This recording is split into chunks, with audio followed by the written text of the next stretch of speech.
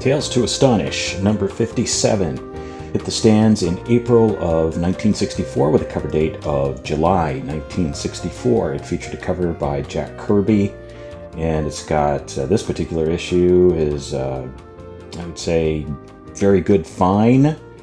It's right on the cusp. Let's take a closer look for you comic book collectors out there. You can be the judge. You can tell me what you think the grade is.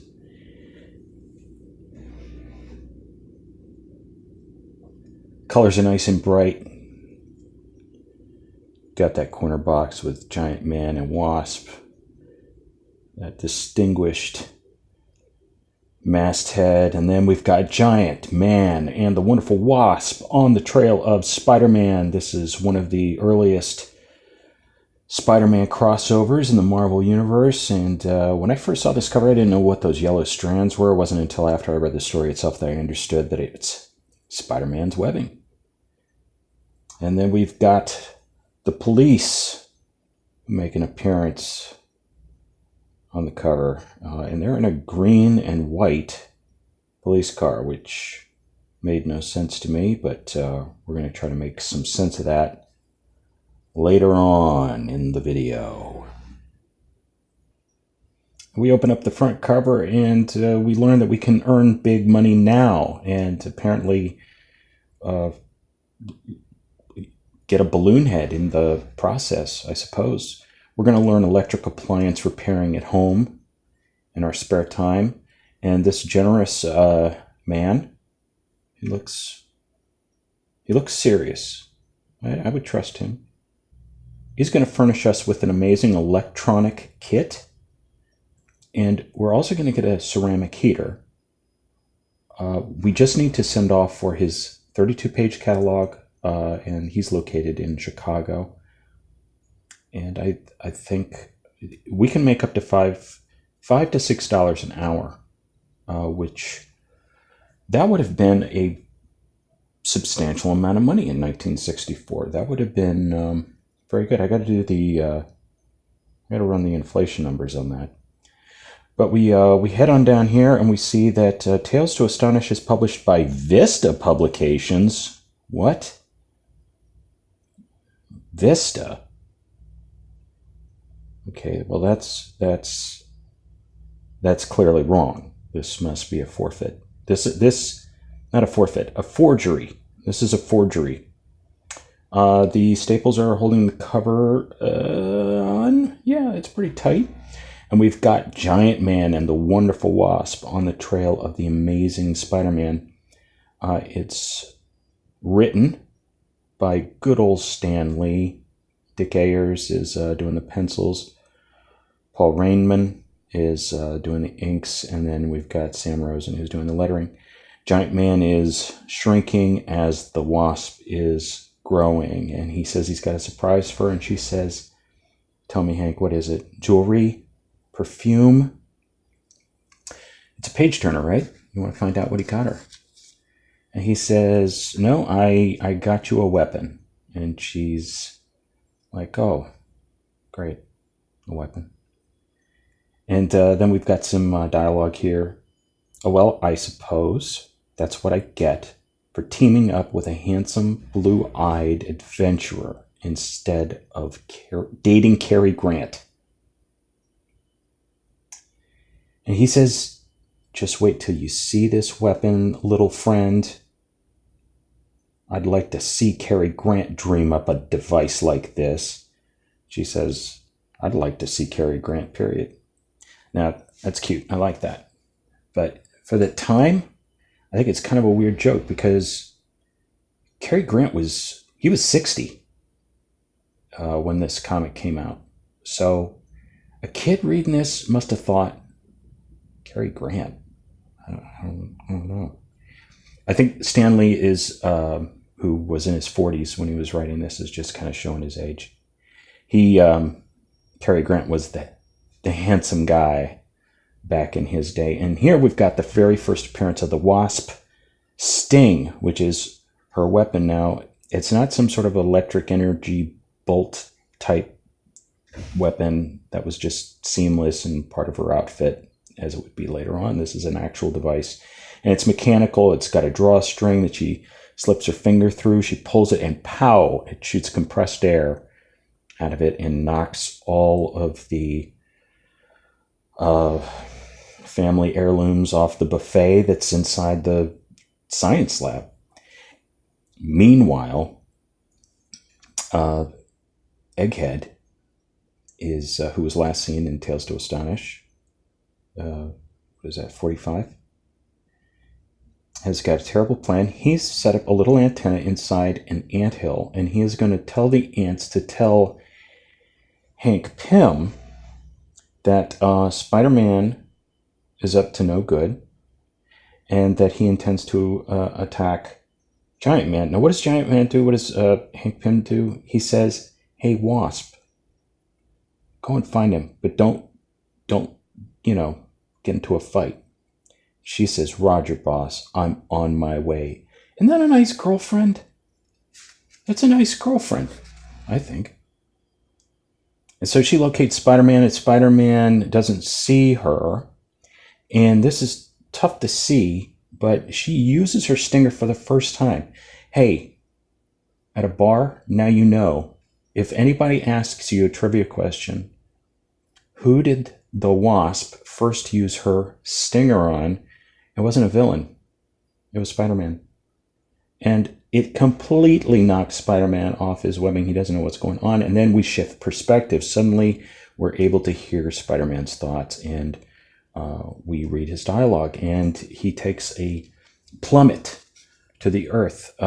Spider-Man throws webbing out of his fingertips and traps the Wasp. Giant Man is on the trail, and he jumps out his window, and he is pulling on some sort of he calls it, what does he call it? A tension ring. I cannot find what a tension ring is. It looks like some sort of superhero playground thing. And he swings down and meets Spider-Man, who happens to be down on the street just below.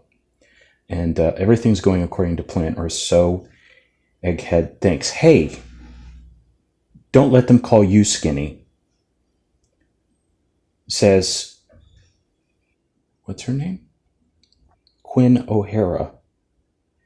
And she's just come out in a movie called The Caretakers with Robert Stack. And she has discovered the secret to not being skinny anymore, I guess. This is for women, men, girls, boys, and sick people. It's at drugstores everywhere. And this very scientific man has discovered the secret to not being skinny. It doesn't require pads, exercise, or overeating. It's been tested in the hospital, and you can easily gain anywhere from 5 to 29 pounds. This is excellent news. And you can gain weight in any number of ways. You can put weight on by taking a tonic, a liquid emulsion, or just take the tablet. I mean, I would probably do the tablet myself. And it's satisfaction guaranteed. You're going to gain weight if you just eat this. Moving on, the Egghead's still up to his shenanigans, and then the police show up, and I was surprised to see that the police car is exactly the same color as it was on the cover. It's green and yellow, and I thought, aren't New York City police cars, aren't they blue and white? Not in 1964. They were green and white, and rather fashionable looking. So, just to sort of summarize, we do have a fight. The cops engage. The scheme is to capture. It's basically a Brinks truck that's got a bunch of money in it. and he's just going to swallow up that truck, you know? I mean, The Dark Knight Rises, I think that this is where they got that idea for that scene, is right here. This is where Christopher Nolan first got the inspiration for that scene, where they take the plane. This is probably the best composed panel in the comic, I think. You've got that kind of swoop down from the lower right going into the upper left and then dodging to the upper right again. I think it's a good looking panel. They're about to bro fist when suddenly, boys, men, my secret new Dynaflex method is going to make you huge. We've got proof. Free secrets of being attractive. And then all you need to do is you just need to cut out this coupon of this valuable comic book and send it in. So the Spider-Man and Giant Man figure out that Egghead has fooled them, and they are able to find out where Egghead lies. Here's an ad that's very much at the time period that this comic was published. The World's Fair was taking place in Flushing Meadows, Queens, and it would have opened the very same month, actually, this comic hit the stands. And they're selling piggy banks, essentially, for $2, in order to, you can have a memento from the fair without actually going to the fair itself. I'll let you take a guess as to what happens at the end of our story, but we do see a little bit of a fight between Spider-Man and the Wasp, and Hank rationalizes that, spiders and wasps are natural enemies. It's just natural that you guys hate each other. That's the first story in the comic. The second story is not as action-packed. You've got this really kind of neat splash page with Jan Van Dyne, and you've got the plot by Stan Lee. You've got the story written by his brother, Larry Lieber, and then you've got Chick Stone, who's one of my favorite inkers, especially on Jack Kirby, and then Sam Rosen is doing the pencils again. And the Wasp, she's got a costume underneath her mink coat and hat, and she notices somebody up to no good. Somebody has probably stolen some jewels.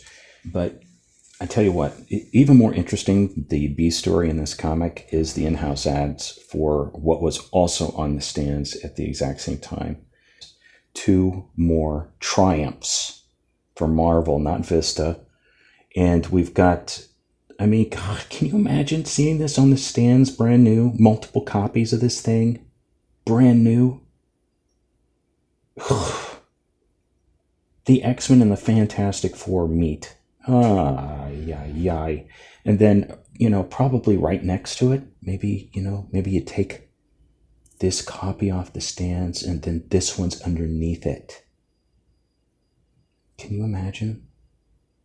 The first appearance of the Green Goblin, and you've got this gorgeous Ditko Hulk. I don't think he's ever looked better.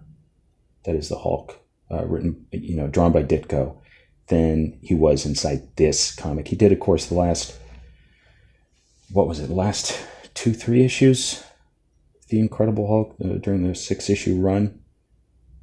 Hulk kind of was on his own after that, and then he shows up here as sort of a guest appearance. You've got so many ads for stamps that you've got the whole page pretty much dedicated to just people who want to sell you stamps. When stamp collecting was a thing, before comic books were a thing. Anyway, the Wasp fools the jewel thief in the sewers of New York City by making him think that she is the Invisible Girl. She makes a little megaphone and starts yelling into it, and this guy freaks out. He's just pouring. He's drenched in sweat. And Wasp is like, hey, I'm out of here. And it happened on Fifth Avenue, ladies and gentlemen. It happened on Fifth Avenue. And we've got a text story. This is continued from the last issue, called The Balloon.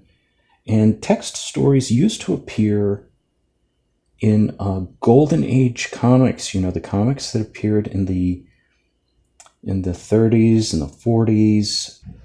It started way back in the beginning, so that you'd have the comic book, but then you'd also have these stories, these text stories. And I'm just kind of going from memory here, but I think that these things were included so that they could have some sort of postal designation with the post office, because if the comic book had text, it got some sort of special deal. Maybe somebody can let me know in the comments.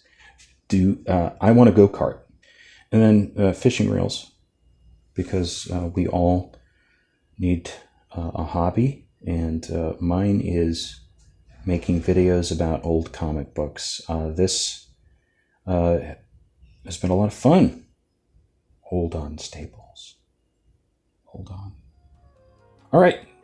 This is the inaugural video of this particular series. I hope it's going to be a series. I hope you enjoyed it. If you did, please let me know, and let me know what you'd like to see more of next time. What you'd be interested in, maybe even comics. I mean, if I've got it, I'll do a video on it. Okay. Anyway, that was Tales to Astonish number 57.